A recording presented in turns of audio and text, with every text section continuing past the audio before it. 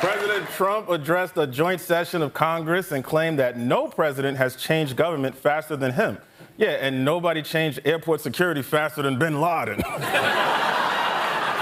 President Trump also said that he signed an executive order to ban men from playing in women's sports. But if men aren't allowed to play women's sports, explain soccer.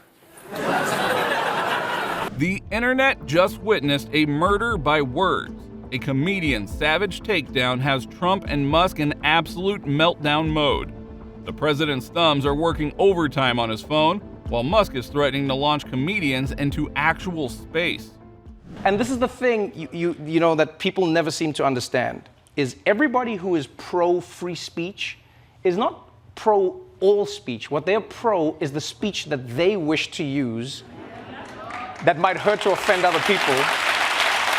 Trump and Elon, two men with enough money to buy an island, a PR team, and probably the internet itself, still couldn't dodge a few savage jokes.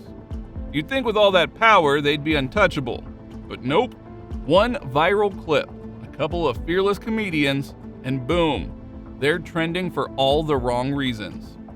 Their egos? After President Trump spent last week defending our historical best friend, Russia, Trump turned this week to attacking our sworn enemy, Canada. Trump's worldview feels like it was scribbled on a napkin mid-tantrum.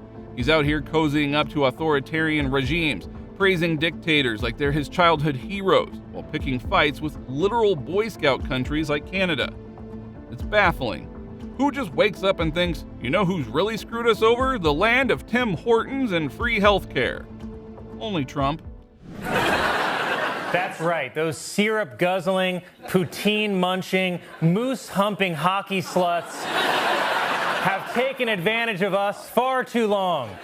It's like watching someone set their own kitchen on fire while blaming the neighbor for not bringing marshmallows. His policies aren't just chaotic, they're the diplomatic equivalent of firing a gun in the air and calling it a peace treaty. Every move is a reckless gamble, and when things inevitably blow up, he points fingers like a toddler who just knocked over the cookie jar. Trump addressed a joint session of Congress and claimed that no president has changed government faster than him. Yeah, and nobody changed airport security faster than bin Laden. Trump's reaction? Predictably explosive. He took to Truth Social like a man on a mission. Furious posts flying faster than anyone could refresh. First, he flat out denied what everyone saw, then systematically destroyed any trace of humor with mind-numbing seriousness. Finally, the transforming jokes about his ego into bizarre rants about wind turbines or those infamous emails. President Trump also said that he signed an executive order to ban men from playing in women's sports. But if men aren't allowed to play women's sports, explain soccer.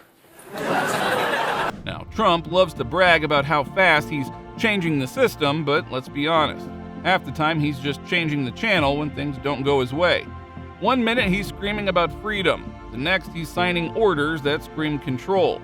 It's the kind of hypocrisy that would be hilarious if it weren't actually real. So one of the first things Elon said when he took over was like, comedy is now legal on Twitter. And he was like, it's time for free speech, time for comedy, time for people to actually have fun on Twitter again.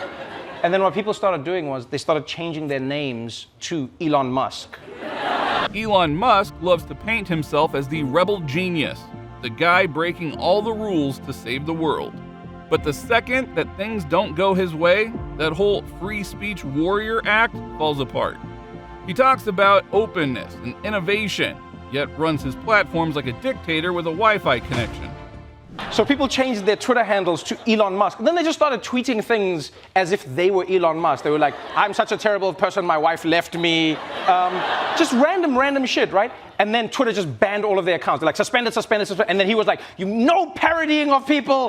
One moment he's the champion of free speech, and the next he's censoring critics and reshaping the rules to shield his fragile ego.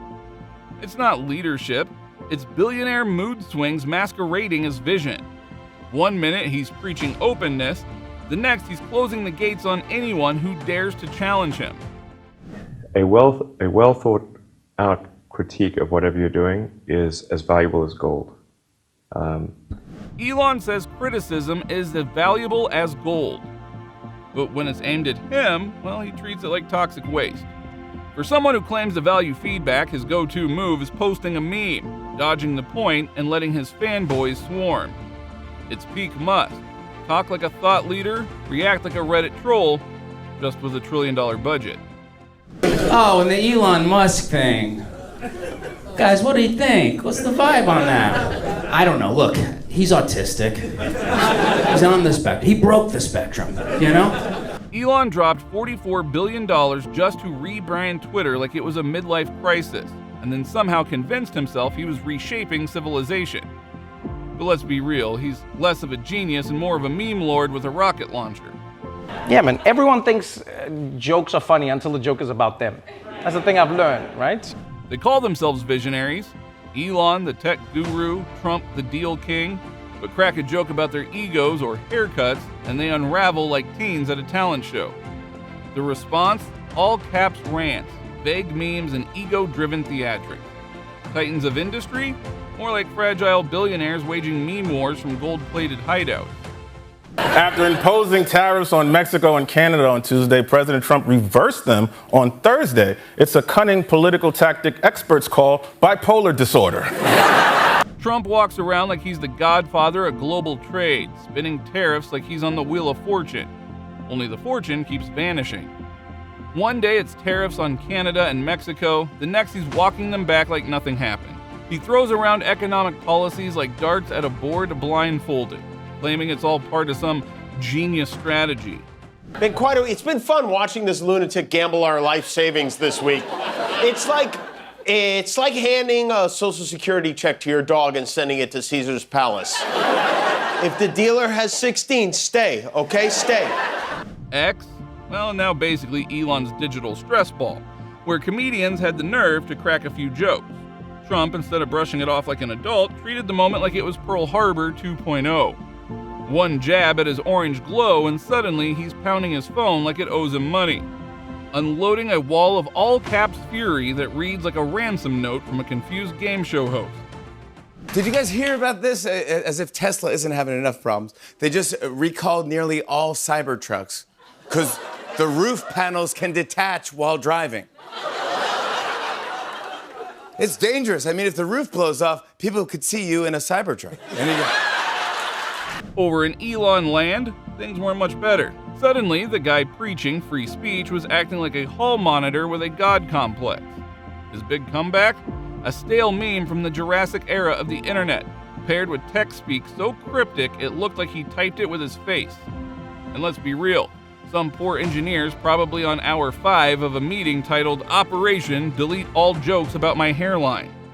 With Hurricane Florence barreling toward the East Coast, everyone is preparing for the worst. We have something, it could very well be very similar to Texas in the sense that it's tremendous amounts of water. It's tremendously big and tremendously wet.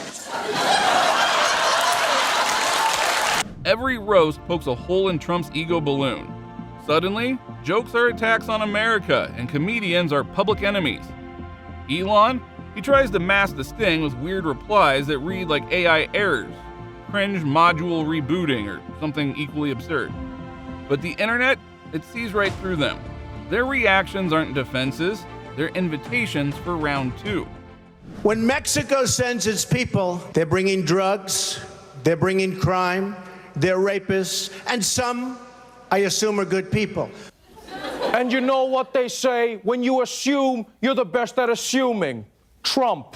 Trump blasted a late-night host on Truth Social calling him not funny and bragging about being centrist, which is rich coming from a guy who thinks centrism means yelling in all caps and calling everyone a loser. Now, if you're hate watching, you're still watching. The irony? For someone who claims no one tunes in, he sure knows every punchline. In a world where power usually buys silence, it's wild how a few well-placed jokes can shake the foundations of billionaire bravado. Because if there's one thing funnier than rich guys pretending to be relatable, it's watching them completely lose it when someone calls out their nonsense. Now, if you enjoyed the chaos, make sure to like, comment, and subscribe. More truth, more drama, and way more receipts coming your way.